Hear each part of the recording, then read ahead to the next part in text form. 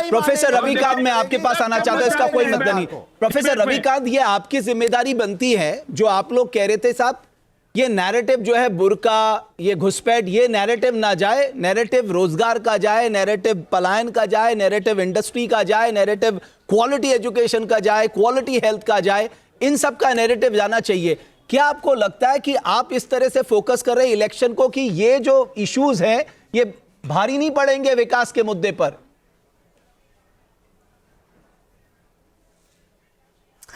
देखिए रमेश जी, आप बहुत वरिष्ठ पत्रकार हैं। जरा आप ही मुझे बता दीजिए कि लोकतंत्र और किसी भी राष्ट्र के लिए कौन से मुद्दे होने चाहिए।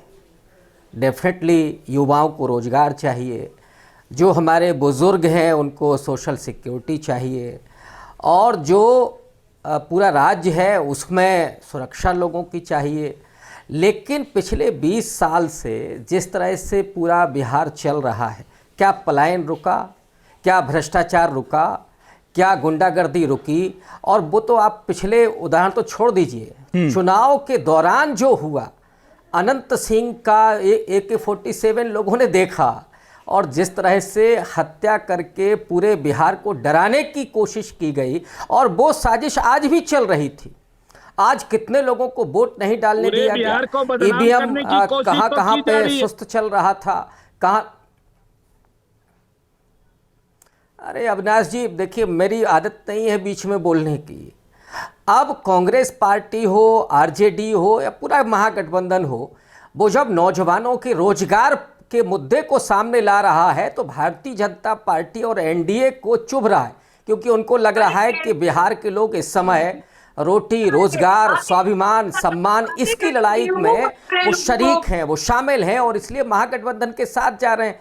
तो अब उनको फिर से भरमाया जाए, फिर से उन बिहार के लोगों को भ्रमित करके और उनको किसी तरीके से अपने पाले में खींचा जाए, ये कोशिश चल रही है। मुझे लगता है कि नरेंद्र मोदी की ये बदहज़बाजी ये बताती है कि भारतीय जनता पार्टी बुरी तरीके से चुनाव हार रही है। अदरवाइज मोदी जी को आज जरूरत नहीं पड़ती।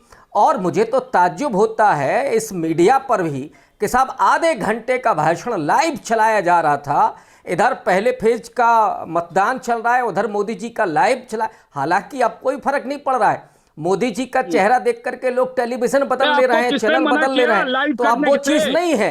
बिहार के लोग समझ गए हैं कि असली घुसपैठिए कौन है। क्या गुजरात के लोग बिहार को चलाएंगे?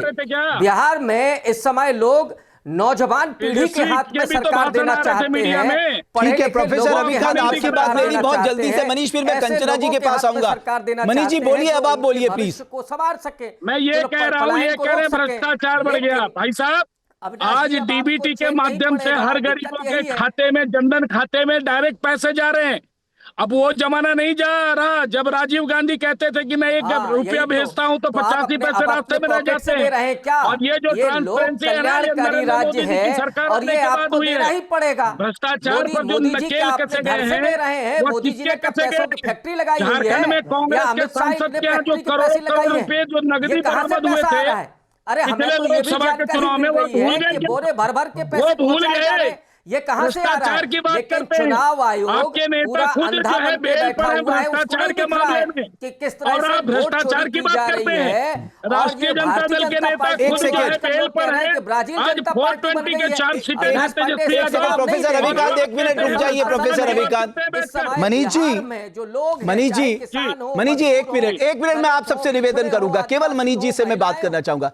मनीष जी, अगर मैं घुसपैठियों की बात करूं तो 2005 से लेके 2014 तक 77,156 बांग्लादेशियों को देश से बाहर निकाला गया। कितना? 77,156। और जो 2018 तक किरण रिजिजू साहब ने पार्लियामेंट में इसका जवाब दिया, 2014 में आपने 989 लोगों को बाहर किया, 2015 में आपने 474 को, 2016 में 308 को, मतलब कुल मिलाकर 1,822 लोगों को बाहर किया आपने। तो अब इसको हम क्या माने साहब कि एक्शन किसने लिया? अगर घुसपैठिए में एक्शन लिया, आंकड़े तो ये बता रहे यूपीए ने एक्शन लिया है। भाई साहब, बात वो नहीं है। तो बात क्या है फिर? समझिए, मैं बता रहा हूं आपको ना, ये जो सरकार की पूरी देश के अंदर जो कोशिश रही है सबसे पहले सीमा को सुरक्षित करने की थोड़ी सी उस पर भी चर्चा कर लीजिए।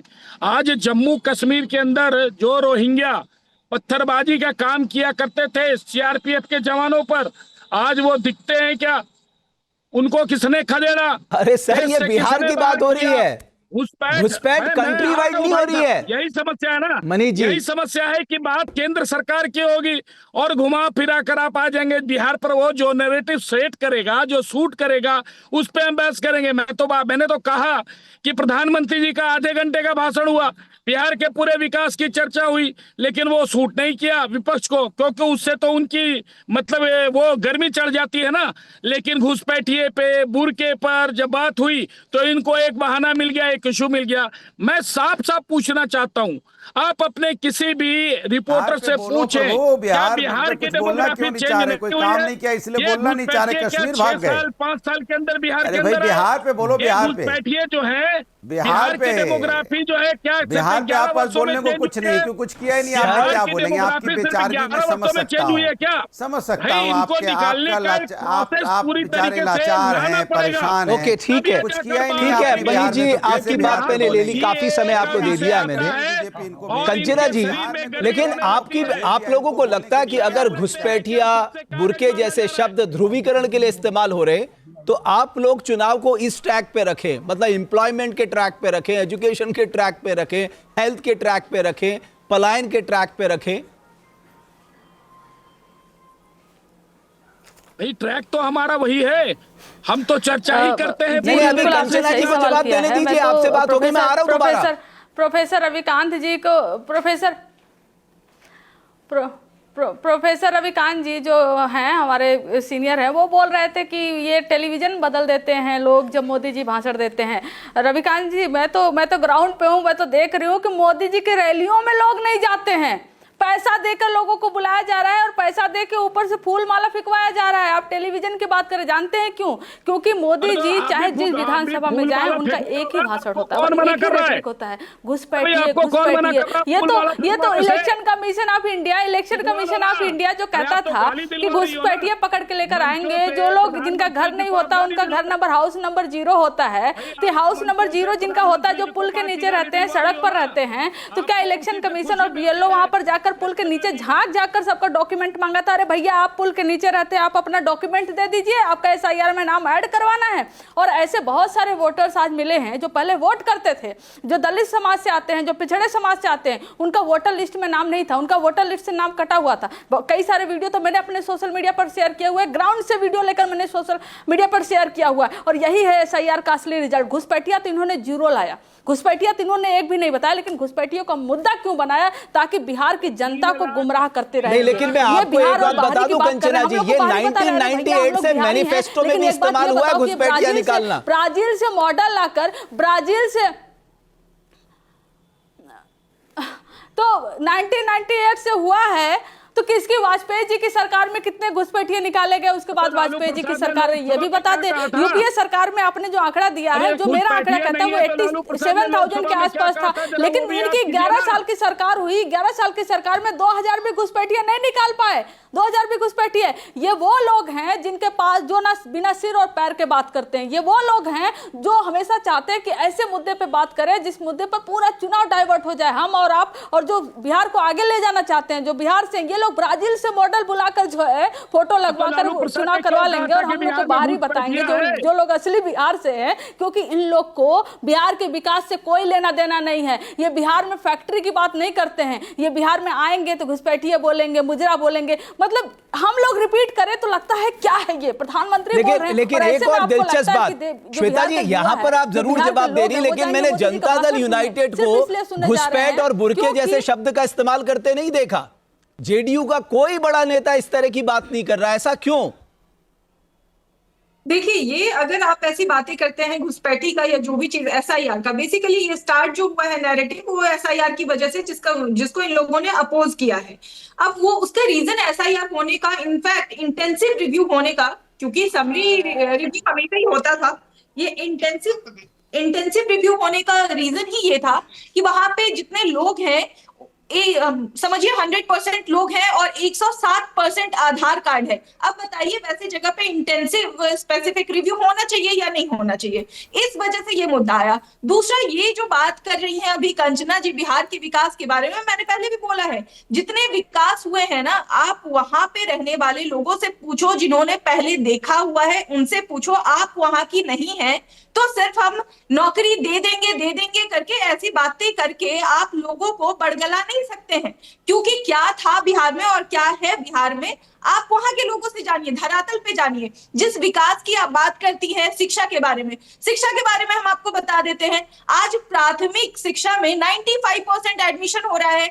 आगे जाके ड्रॉप आउट ना हो, जिसके लिए साइकिल योजना चलाया गया, पोशाक योजना चलाया गया। ना सिर्फ इतना ही, बच्चे रोजगार, बच्चे स्किल्ड हो, सेल्फ सफिशिएंट हो, उनको स्टूडेंट क्रेडिट कार्ड दिया जाता है, जिसमें 4 लाख तक का अमाउंट वो अवेल कर सकते हैं, यूज कर सकते हैं अपने हायर स्टडीज के लिए। अगर उनके पास हुआ फ्यूचर में तो वो लौटाए, ना हो तो उसके लिए भी कोई बाउंडेशन नहीं है। ये नीतीश जी का एक पिता की तरह पूरे बिहार को अपना परिवार माना है, ना कि इन लोगों की तरह परिवारवादी रहे हैं। दूसरा, ये लोग जंगल राज की बात करते हैं। ये जो छिटपुट जो घटना हो रहा है अभी, मुझे तो ये लगता है नहीं, ये छुटपुट घटना कैसे हो गया श्वेता प्रिया जी? किसी की हत्या हो जाना छुटपुट घटना है?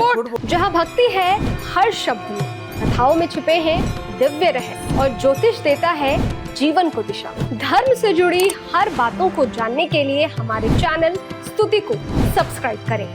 चैनल पर जाने के लिए इस लिंक पर क्लिक करें।